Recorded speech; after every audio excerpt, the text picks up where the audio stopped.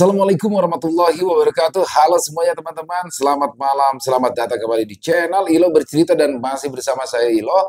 Dimanapun teman-teman berada, semoga teman-teman selalu dalam keadaan sehat, bahagia, dan dimurahkan rezekinya. Amin, amin ya robbal alamin. Dan pada kesempatan malam hari ini, kami akan membawakan satu kisah dari penulis favorit kita semua, Rastra Ksatria. Wow, kisah Wasis dan Galih, pasti keren kisahnya nih teman-teman ya. Tapi sebelum kita masuk ke dalam kisahnya, buat teman-teman mungkin yang baru bergabung atau yang sudah lama bergabung tapi lupa belum diklik tombol subscribe ya, ayo dong. Bisa diklik dulu tombol subscribe-nya, jangan lupa lonceng notifikasinya dinyalakan agar teman-teman selalu mendapatkan notifikasi dari konten-konten yang akan kami upload di setiap harinya. Dan untuk channel Ilo Bercerita kami upload setiap hari teman-teman ya, setiap malam jam 9 malam waktu Indonesia bagian Barat. Gak pakai berlama-lama lagi, pasti udah gak sabaran nih untuk masuk ke dalam kisahnya. Kita langsung saja masuk ke dalam kisahnya. Kita menuju ke Jakarta Selatan. Kerja paksa di alam gaib. Kisah Wasis dan Galih.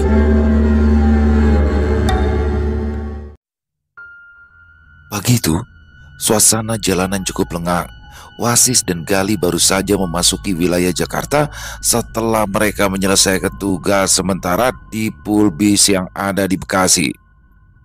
Kita langsung lapor ke kantor pusat dulu, kata Wasis, suaranya mantap seperti biasa. Sis, menurutmu kira-kira Cecep kaget gak ya? Kita pulang gak ngabar-ngabarin gini? Tanya Galih yang ada di jok belakang motor. Yang pasti dia senang lah, Le. Jawab Wasis singkat. Ya, Wasis memang tidak pernah terlalu banyak bicara kecuali memang diperlukan. Setelah melapor di kantor pusat, Wasis dan Galih mendapat apresiasi atas keberhasilan mereka menyelesaikan permasalahan yang ada di pool bis kota Bekasi. Dan untuk sementara, mereka berdua akan kembali ditempatkan di kompleks perumahan elit yang sebelumnya memang sudah akrab dengan mereka. Galih tersenyum lebar kala mendengar kabar tersebut. Wah, udah kangen aku sis sama suasana komplek, sama kamar kos kita. Apalagi sama Dek Ratri, serunya antusias. Raut wajah Wasis juga tampak lebih santai. Baginya, komplek perumahan itu memang nyaman. Penghuninya kebanyakan adalah orang-orang yang taat aturan. Hanya ada beberapa saja orang yang terkadang merepotkan. Saat mobil kantor mengantar mereka untuk kembali ke rumah, pemandangan jalanan Jakarta yang ramai menjadi latar perjalanan. Sis, kita langsung ke komplek aja yuk. Cecep ini pas jaga ini, pasti dia kaget deh lihat kita datang begini. Usul Galih yang langsung disetujui oleh Wasis. Begitu mereka tiba di gerbang perumahan elit tempat mereka biasa bekerja, perasaan akrab langsung menyapa. Pos satpam sederhana yang pernah mereka jaga itu tampak tak banyak berubah, hanya saja ada beberapa tanaman hias baru yang baru ditanam di sekitaran pos tersebut. Kang Wasis, Kang Galih, suara khas itu menyambut mereka berdua. Begitu turun dari mobil, Cecep terlihat melambai-lambaikan tangannya dari arah pos satpam. Cep, apa kabar? Seru Wasis yang langsung mendekati rekannya itu. Mereka bersalaman erat seakan-akan sudah tidak bertemu selama bertahun-tahun. Masih betah kerja di sini, Cep? Saya pikir udah nggak ada di sini kamu. Tanya Galih sambil menjabat tangan Cecep. Ya betah tuh Kang, lagi pula mah zaman sekarang kan susah cari pekerjaan. Lebih baik disyukurin apa yang ada, jawab Cecep sambil tersenyum lebar. Tidak butuh waktu lama lagi bagi mereka bertiga untuk kembali larut dalam suasana hangat. Di dalam pos satpam, mereka mulai bercengkrama sambil menikmati segelas kopi yang baru dibuatkan oleh Cecep. Meja di dalam pos satpam itu dipenuhi oleh berkas-berkas patroli dan buku catatan tugas harian. Galih mengangkat cangkir kopinya sambil tertawa kecil. Di Bekasi nggak ada yang seramai ini. Kalau sampai ditugaskan sendirian di sana tanpa Wasis, mungkin aku sudah stres duluan di sana. Kang Wasis sama Kang Galih kan memang tidak pernah terpisahkan, timpal Cecep sambil duduk bersandar.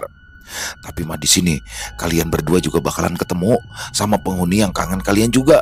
Bu Endang tuh kemarin sempat nanyain kapan Kang Wasi sama Kang Gali kembali lagi ke sini. Mendengar nama Bu Endang disebut, Gali nampak antusias karena memang perempuan tua itu sering membawa makanan ke pos jaga. Wah, sama, aku juga kangen sama dia. Gimana Kang Wasis, Kang Gali? Di Bekasi sana apa ada sesuatu yang menonjol? Tanya Cece penasaran. Biasa aja Cep. Ya memang ada sedikit masalah di sana, tapi alhamdulillah sudah bisa terselesaikan dengan baik. Jawab Wasis santai. Bohong, Wasis dapat cewek di sana Cep. Cakep. Namanya Ipo, makanya dia betah di sana Cep. Celetuk Gali yang mengagetkan Wasis. Waduh, diajak ke sini atuh Kang Wasis. Kenalin sama Cecep. Mantap Kang Wasis mah. Apaan sih? Bohong dia Cep. Ada-ada aja kamu. Jawab Wasis malu-malu. Mereka bertiga lalu melanjutkan obrolan sambil bersenda gurau membahas pengalaman mereka di tempat tugas sebelumnya. Cecep mendengarkan cerita mereka berdua dengan penuh perhatian. Sesekali ia menyela dengan komentar yang mengundang tawa. Setelah suasana sedikit tenang, Wasis berdiri. Ayo kita mulai patroli. Ya sekalian lihat-lihat apa aja sih yang berubah di sini. Cecep dan Gali langsung beranjak mengambil senter dan buku catatan patroli. Mereka bertiga keluar dari pos, menyusuri jalanan komplek yang memang sudah akrab bagi Wasis dan Gali. Rumah-rumah besar dengan taman yang rapi berdiri di kiri dan kanan jalan. Pagar-pagar besi yang dihiasi tanaman rambat memberikan kesan mewah sekaligus nyaman. Sampai sekarang komplek ini memang juara sis, rapi dan juga teratur, ujar Gali sambil terus mengamati sekeliling. Ketika mereka sampai di sebuah taman bermain yang ada di tengah komplek, Cecep menunjuk ke arah ayunan. Nah, itu ayunan baru aja dipasang kemarin. Anak-anak mah suka banget main di sini sore-sore. Gali berjalan mendekat dan mencoba duduk di ayunan itu. Cep, kuat juga Cep. Aku pikir main ini cuma buat anak kecil. Cecep tertawa. Hati-hati atuh Kang Gali.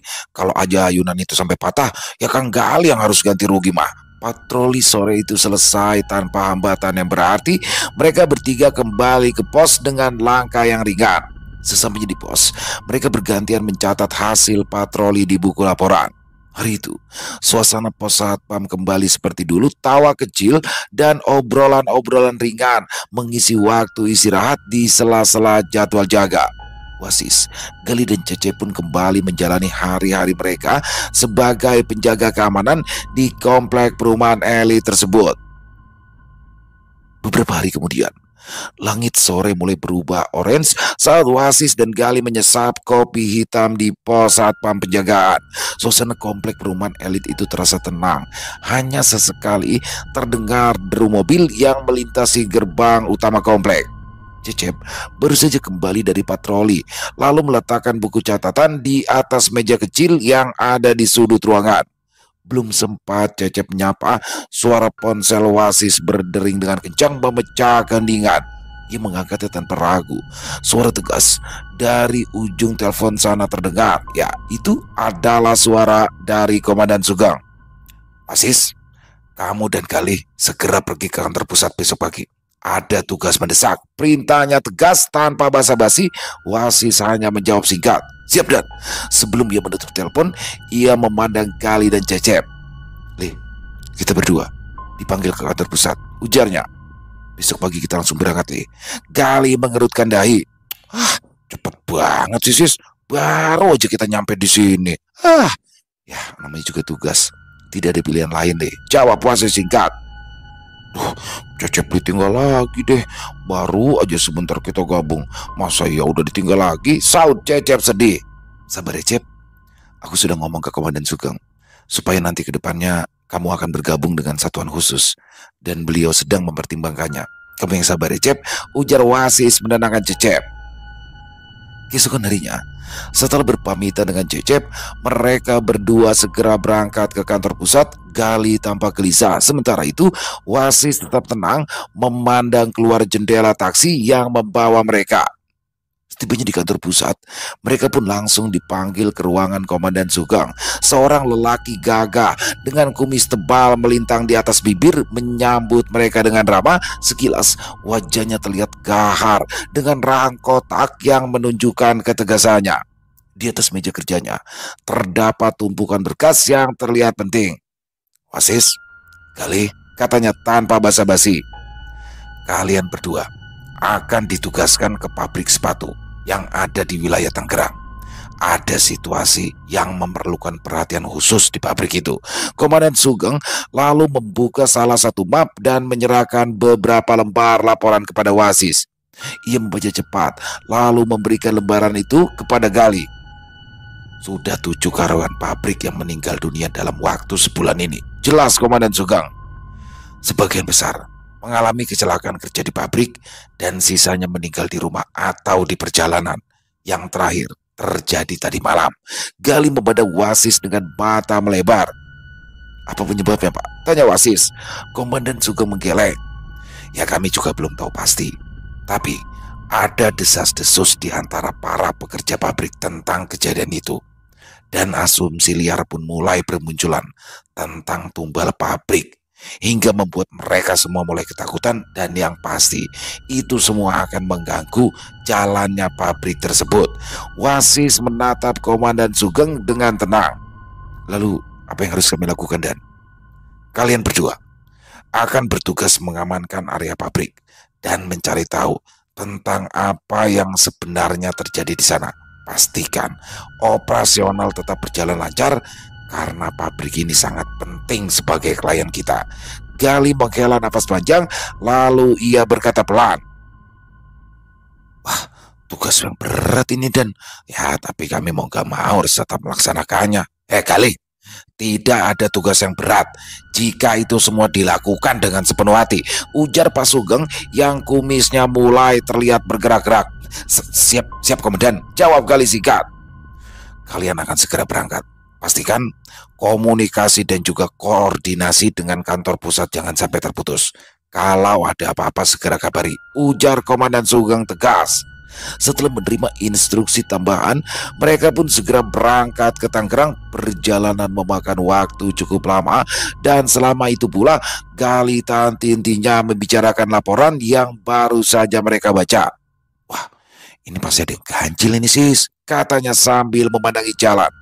"Kita harus ekstra hati-hati, Sis." Wasis membaca berita tentang kecelakaan karyawan pabrik itu di ponselnya untuk mencari informasi lebih lanjut. "Kita lihat dulu situasinya. Kita jangan berasumsi terlalu banyak dulu." Mereka berdua akhirnya tiba di tempat tujuan, yaitu pabrik sepatu yang terletak di daerah Tangerang. Udara di sekitaran pabrik sepatu itu terasa berat, seakan menyimpan rahasia yang akan terungkap. Begitu sampai di gerbang utama, mereka pun langsung disambut oleh satpam setempat yang terlihat tegang. "Selamat datang, Mas Wasis dan Mas Gali. Ayo, sudah ditunggu sama manajernya di dalam. Mari saya antar," kata satpam itu sambil membukakan pintu gerbang. Mereka bertiga melangkah masuk ke dalam area pabrik yang luas, diisi suara mesin-mesin produksi yang bergema dari dalam bangunan utama. Di ruang administrasi, seorang lelaki berkacamata yang memperkenalkan dirinya sebagai manajer pabrik sudah menunggu mereka. Selamat datang Mas Wasis dan Mas siapa? Oh iya, Mas Gali ya," sapa manajer itu sambil menjabat tangan mereka. "Kami di sini sangat berharap bantuan kalian berdua, karena jujur saja kondisi di pabrik ini semakin lama semakin tidak terkendali." Wasis segera duduk. Begitu pula dengan Gali yang mengambil posisi di sampingnya. Mereka berdua memasang ekspresi serius. "Kami sudah membaca laporan awal, Pak," ujar Wasis. "Tapi ya, kami tetap butuh informasi lebih mendalam lagi untuk bisa memahami tentang apa yang sebenarnya terjadi." Manajer pabrik itu menghela nafas panjang, lalu memanggil seorang staf administrasi untuk membawa berkas laporan tambahan.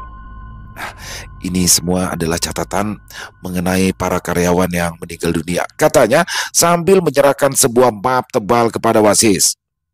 Wasis membuka berkas itu dengan seksama, sementara Gali mengamati dengan mata yang tajam. 7 orang dalam waktu sebulan, gumam Wasis setengah bicara pada dirinya sendiri. Apakah ada pola-pola tertentu di antara mereka, Pak?" Manajer pabrik itu menggeleng pelan. "Kami tidak bisa menemukannya. Beberapa karyawan meninggal dunia di dalam pabrik ini, beberapa di rumah, dan sebagian lagi di jalan. Tapi yang jelas, ini membuat karyawan lain menjadi ketakutan. Bahkan, sebagian karyawan ada yang mulai menyebut-nyebut jika mereka semua yang meninggal sebagai tumbal pabrik. Dan ini akan bisa berdampak buruk jika tidak segera ditangani. Wasis mengangguk perlahan, lalu ia menutup map tersebut. Baik, Pak. Kami akan segera mulai penyelidikannya, tapi sebelum itu, saya ingin tahu, apakah sebelum ini ada kegiatan khusus yang mungkin dilakukan oleh pabrik belakangan ini? Ya, mungkin sesuatu yang melibatkan banyak karyawan. Manajer itu tampak berpikir sejenak, lalu ia mengangguk.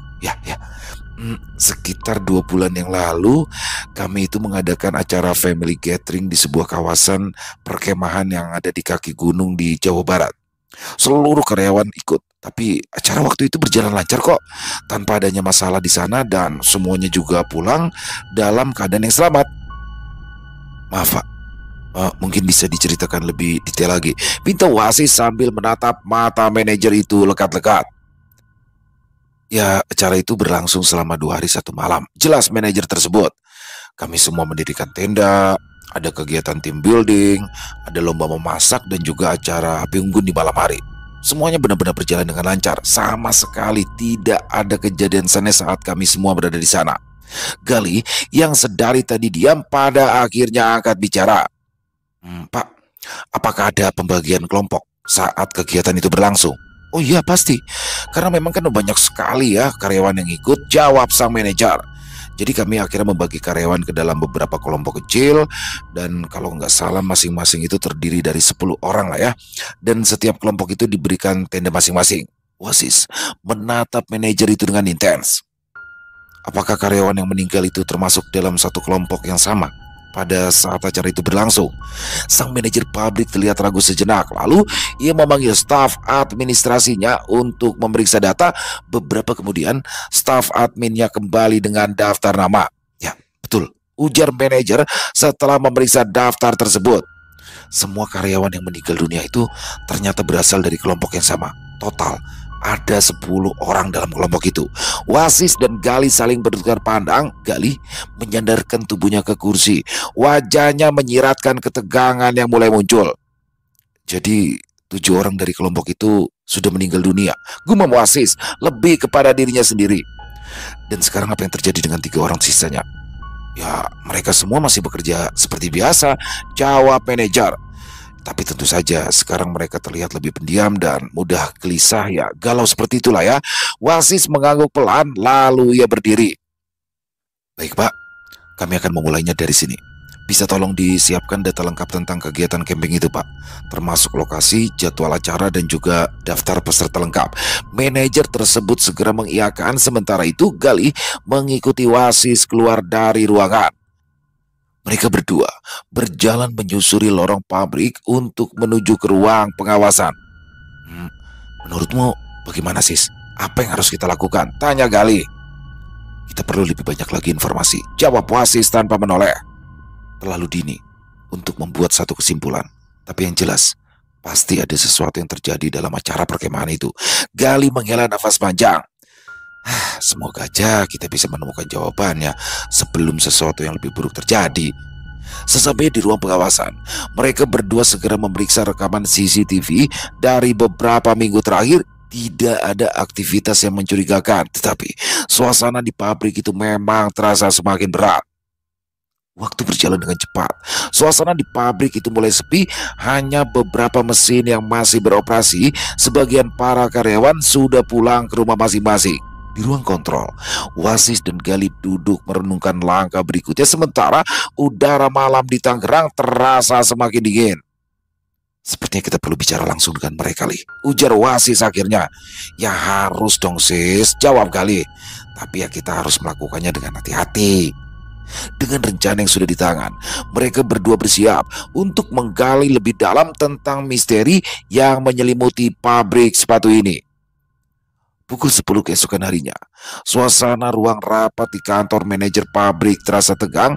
3 orang karyawan yang masih hidup dari kelompok 10 orang yang menghadiri acara camping ground duduk dengan wajah yang pucat. Mereka bertiga terlihat gelisah, sesekali mencuri pandang ke arah sang manajer yang duduk di tengah ruangan dengan wajah serius. Di sisi lain, Wasis dan Gali mengamati dengan seksama, membiarkan suasana menekan itu menggiring kebenaran untuk keluar. Baik, ujar manajer pabrik sambil menyilangkan tangan di atas meja. Suaranya tegas, berusaha menutupi kekhawatirannya. Saya tidak akan memperpanjang urusan ini, tapi kalian bertiga harus jujur, karena ini juga menyangkut keselamatan kalian. Sebenarnya, apa yang terjadi saat camping di gunung itu? Sebenarnya apa yang kalian lakukan di sana? Salah satu karyawan, lelaki bertubuh kecil dengan mata cekung, mengusap wajahnya dengan gugup. Ia menatap kedua rekannya, seolah meminta persetujuan. Kedua rekannya itu mengangguk pelan dan akhirnya lelaki itu mulai membuka suara. Kami tidak ikut acara malam itu seperti karyawan yang lain, Pak, ujar dengan suara gemetar. Kami minum minuman keras sampai mabuk di dalam tenda, Pak. Manajer itu mengerjitkan dahi, sementara Wasis dan Gali saling melirik. Minum minuman keras? Tanya sang manajer. Iya, Pak. Lelaki itu melanjutkan, kini dengan nada semakin pelan. Kami sengaja membawa minuman itu dari luar tanpa sepengetahuan panitia acara. Dan malam itu kami bertiga dan 7 orang lainnya bermain kartu sampai pagi. Kami main judi, Pak. Kata-kata terakhir itu terdengar seperti sebuah pengakuan dosa yang berat. Salah satu dari mereka bahkan menundukkan kepala dalam, tak berani menatap siapapun. Wasis menyandarkan punggungnya ke kursi, matanya menatap tajam ke arah ketiga karyawan tersebut. Apa kalian merasa ada yang aneh malam itu? Ya, mungkin suara, penampakan, atau apapun itu, tanyanya dengan nada serius. Lelaki tadi menggeleng cepat. Tidak, Pak. Tidak. Malam itu terasa biasa saja. Kami memang minum banyak dan tertawa-tawa, tapi jujur tidak ada yang janggal malam itu. Gali mendengus kecil seolah tak percaya. Wasis mengangguk pelan, mencoba menyerap informasi yang diberikan. Ia berpaling ke arah sang manajer. Izinkan saya dan Gali untuk menyelidiki lebih jauh. Kami akan kembali menemui Anda besok pagi. Manajer itu hanya mengangguk, terlihat lega karena setidaknya ia sudah mendapatkan kejelasan kecil dari pengakuan tersebut. Setelah sampai di dalam kamar penginapan sederhana yang disiapkan oleh pihak manajemen pabrik, Wasis duduk bersila di lantai. Di depannya, Gali mempersiapkan beberapa perlengkapan ritual yang biasa mereka gunakan untuk meraga sukma. Ya, mereka berdua berencana untuk meraga sukma demi bisa mendapatkan sesuatu sebagai informasi yang penting. Lampu kamar itu sengaja dimatikan, menyisakan cahaya redup dari lilin yang menyala yang ada di pojok ruangan. Siap, Li? Tanya Wasis sambil menutup matanya, mencoba menenangkan pikirannya. Gali mengangguk meski Wasis tidak bisa melihatnya dengan jelas. Ya siap dong, tambahnya tegas. Wasis mulai membaca doa-doa dengan nada rendah. Suaranya bergema di ruangan kecil itu perlahan. Keduanya mulai memasuki kondisi meditasi mendalam. Tubuh mereka berdua tetap diam, tetapi sukma keduanya mulai keluar dari raga seperti kabut tipis yang melayang di udara.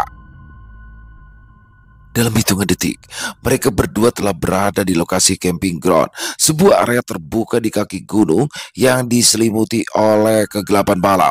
Suasana di tempat itu aneh. Udara terasa lebih dingin dari seharusnya dan matahari yang bersinar di langit terlihat redup seperti diselimuti kabut. Kamu bisa merasakannya, Li? Tanya Wasis tanpa menoleh. Ya, Sis.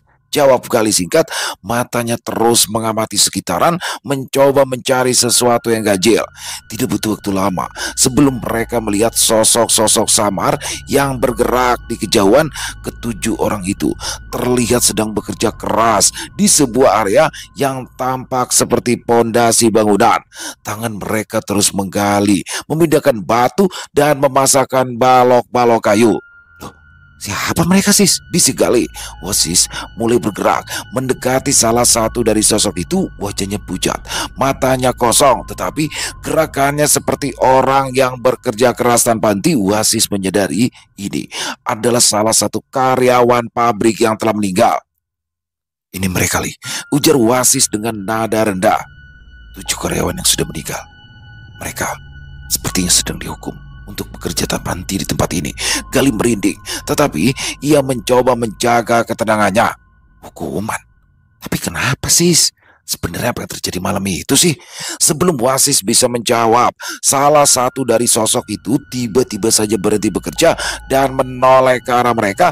Ia mengeluarkan suara rendah seperti erangan, lalu kembali bekerja dengan gerakan yang lebih cepat, seolah takut dihukum lebih keras jika ia berhenti bekerja. Kita harus kembali dulu, ujar Wasis tegas. Belum saatnya kita mengetahui lebih banyak. Ini terlalu berbahaya. Gali mengangguk tanpa berkata apa-apa. Mereka berdua segera menarik kembali sukma mereka untuk menuju ke dalam tubuh masing-masing. Ketika Wasis dan Gali membuka mata, mereka mendapati lilin di sudut ruangan sudah hampir padam. Kamar itu terasa lebih dingin dari sebelumnya dan ada bau tanah yang samar tercium di udara. Gali tampak terpukul. Ya, meskipun Gali orangnya ceria, tapi Gali cenderung mudah iba kala melihat keadaan orang lain yang menderita. Kasian banget ya, Sis, mereka. Yuk, kita harus bantu mereka, Sis, ujar Gali singkat. Nyata, jawab Wasis dengan nada datar. Dan ini baru permulaan, Li. Kita harus mencari tahu apa yang sebenarnya terjadi malam itu dan apa yang membuat mereka sampai dihukum seberat itu. Siapkan dirimu, Li. Musuh yang akan kita hadapi tidak bisa dianggap enteng. Loh. Sejak kapan aku nggak siap, Sis? Justru ini aku udah gatal mau beraksi. Di Bekasi loh, 2 episode aku cuma jaga gawang aja, saut Gali kesal. Wasis dan Gali kembali meraga sukma dan kali ini dengan lebih banyak persiapan. Angin dingin mulai menusuk tulang, menyapu kaki gunung yang sunyi. Di tempat yang terlihat seperti area wisata itu ternyata merupakan bagian dari sebuah bangunan besar nan megah yang ada di dimensi lain. Bangunan tersebut berbentuk sebagai istana kecil dengan detail arsitektur khas kerajaan masa lampau, dikelilingi aura yang berpendar keemasan. Sosok-sosok menyerupai manusia mulai bermunculan dari berbagai arah. Di tengah-tengah mereka, sesosok makhluk besar dengan mahkota emas berdiri tegak memancarkan aura mengintimidasi. Apa tujuan kalian datang ke sini? Suara makhluk itu menggelegar, menimbulkan getaran halus yang terasa hingga ke dalam dada. Wasis, meski merasakan tekanan yang luar biasa, tetap berdiri tegak. Kami datang untuk meminta keadilan. 7 orang yang telah kalian tahan dan ketiga lainnya yang masih kalian incar adalah sosok manusia biasa yang tidak mengerti atas apa yang mereka lakukan. Saya meminta dengan tegas agar mereka diberikan kesempatan kedua. Makhluk itu tertawa dingin, suaranya seperti besi yang saling beradu. Mereka telah menghancurkan bangunan kami, sebuah tempat suci yang menjadi bagian dari kerajaan ini. Mereka telah merusaknya, lalu kemudian mendirikan tenda di atas reruntuhannya. Kemudian, dengan seenaknya, mereka mengotori tempat itu dengan perbuatan rendah mereka. Apakah menurutmu kami akan membiarkannya begitu saja, tanpa memberikan mereka hukuman? Gali yang berdiri di samping Wasis menatap sosok itu dengan tatapan penuh emosi. Ya, mereka mungkin salah, tapi mereka juga tidak tahu apa yang mereka sudah lakukan. Bukankah kalian juga makhluk yang lebih bijak? Kenapa tidak memberikan peringatan terlebih dulu? Penguasa gaib itu menggeram marah. Wasis menarik nafas dalam-dalam, mencoba menenangkan dirinya. Ia lalu melangkah maju menatap langsung ke arah mata makhluk besar itu. Kalian sudah menghukum ke-7 orang. Mereka telah bekerja, membangun kembali apa yang kalian anggap sudah rusak. Apakah itu tidak cukup? Apa kalian juga ingin menyeret ketiga orang lainnya untuk nasib yang sama? Makhluk tersebut mengeritkan dahi, namun wajahnya tidak menunjukkan tanda-tanda rasa iba. 3 orang. 3 orang yang tersisa tinggal menunggu waktu. Mereka telah melanggar batas dan hukuman itu sudah ditetapkan. Tidak bisa, ujar Wasis dengan nada yang lebih tegas. Saya meminta agar kalian membebaskan sukma mereka. Biarkan mereka kembali ke dunia kami dan lepaskan hukuman atas ketiga orang lainnya. Penguasa itu menyipitkan mata, tatapannya tajam seperti pisau. Hei, siapa kamu? Sampai berani-beraninya berpikir bisa datang ke sini, lalu memerintah kami sesukamu? Aku tidak memerintah kalian. Wasis menjawab dingin. Aku meminta kebijaksanaan. Belum lagi Wasis selesai berbicara, penguasa berwujud mengerikan itu mengangkat tangannya, kemudian memberikan isyarat kepada para bawahnya.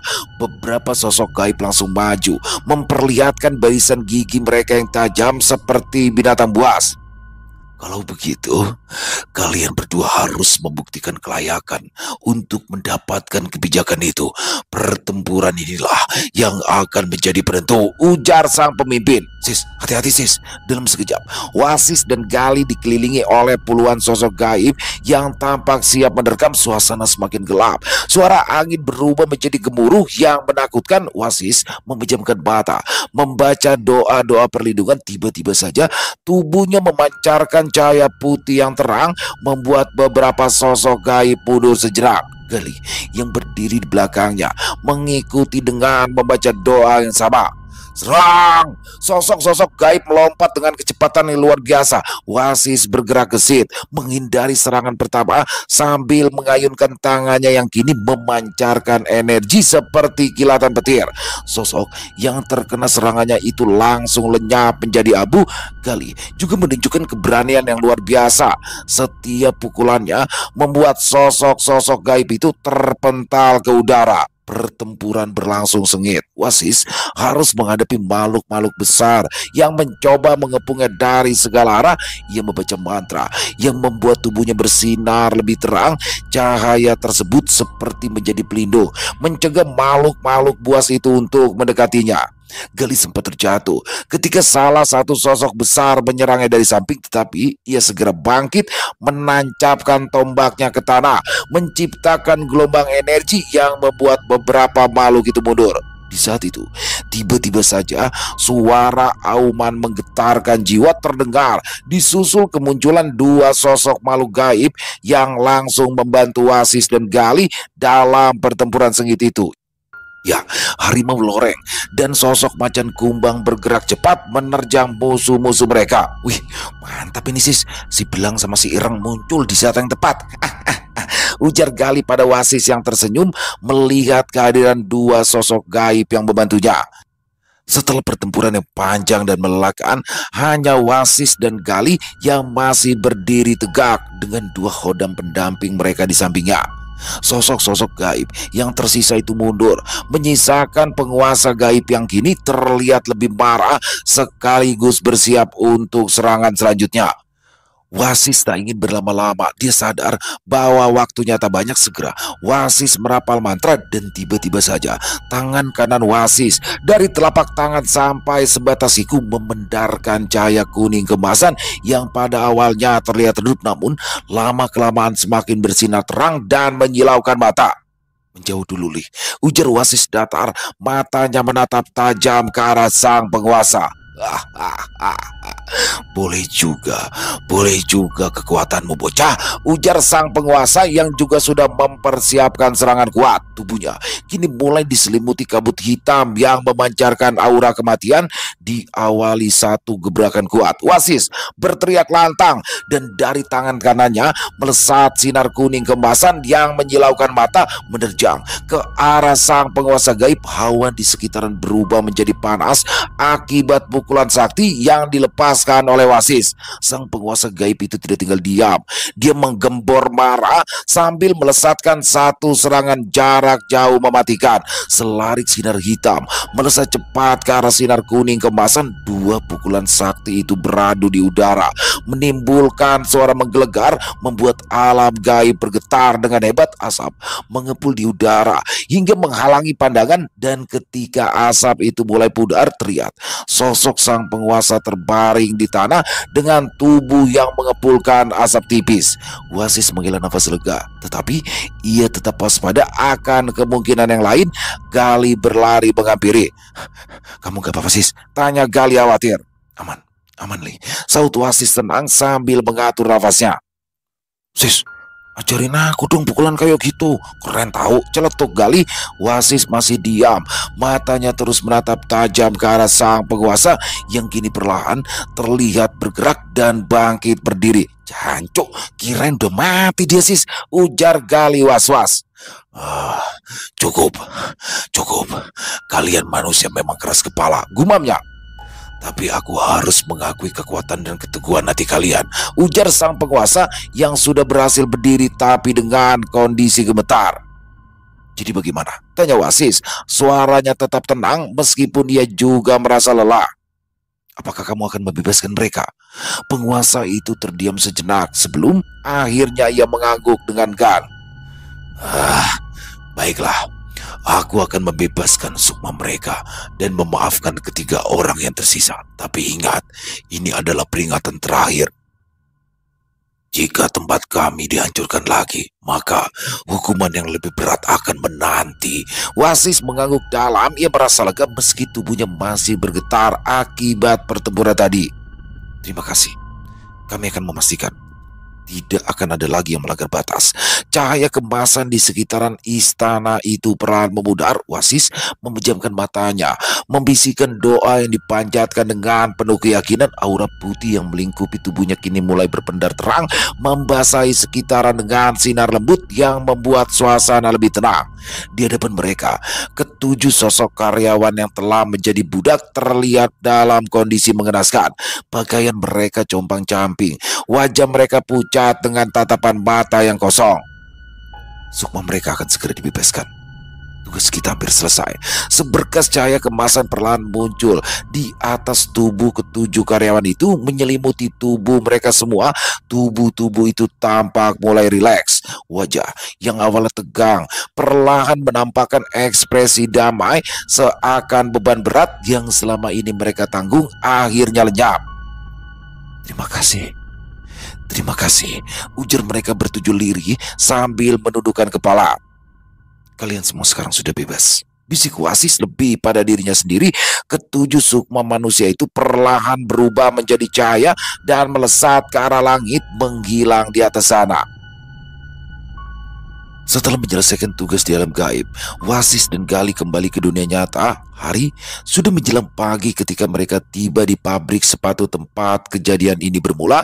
Setelahnya, Wasis segera menghubungi manajer pabrik untuk segera bertemu dan meminta agar ketiga orang kemarin juga ikut dikumpulkan.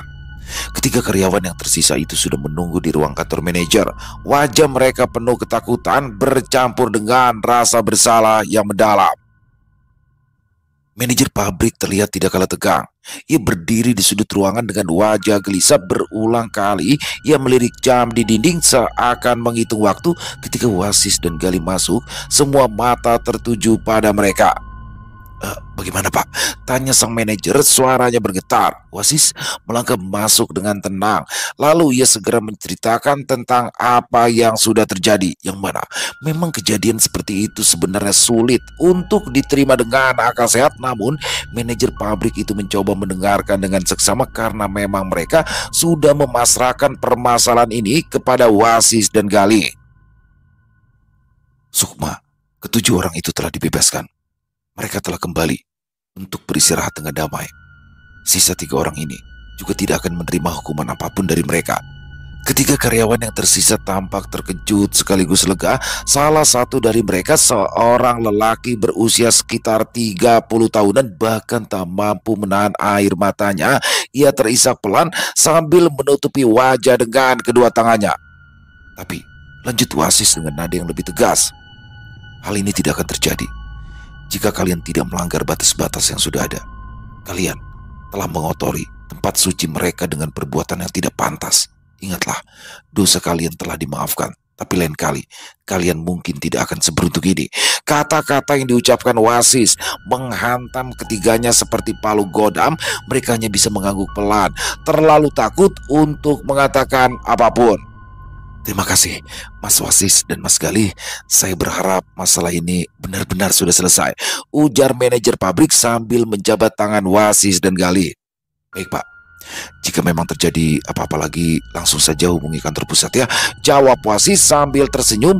Hari itu berlalu dengan cepat. Setelah menyelesaikan laporan kepada manajer pabrik, Wasis dan Gali akhirnya melangkah keluar dari area pabrik. Sis, kata Gali sambil melirik rekannya itu.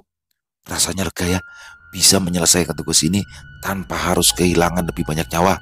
Tapi aku nggak nyangka loh, kalau urusannya serumit ini. Wasis tersenyum tipis. Lih, setiap tempat itu punya cerita dan masalahnya sendiri. Tugas kita itu hanya memastikan semuanya kembali ke jalur yang benar. Tidak lebih, tidak kurang. Kalau dipikir-pikir, kita itu memang harus lebih sering loh ngingetin orang-orang terkait batasan-batasan yang tidak boleh dilanggar. Lanjut kali. Ya bukan cuma batasan gaib, tapi juga batasan moral. Kata padeku, sebagai manusia kita itu harus saling mengingatkan pada siapapun, sis. Wasis hanya mengangguk dan tersenyum kecil. Ia tidak merasa perlu menambahkan apapun karena Gali yang sudah mulai membawa-bawa nama padenya. Pekerjaan mereka sudah selesai dan saatnya mereka melangkah ke tugas berikutnya. Ketika mereka menaiki mobil untuk kembali ke Jakarta, Wasis sempat melirik sedikit ke arah pabrik yang kini nampak tenang. Ada banyak hal yang tidak bisa dijelaskan kepada manajer atau karyawan lainnya. Dunia gaib memang memiliki aturan dan logikanya sendiri, sementara tugas manusia adalah menghormati keberadaan mereka. Di perjalanan, Gali tertidur.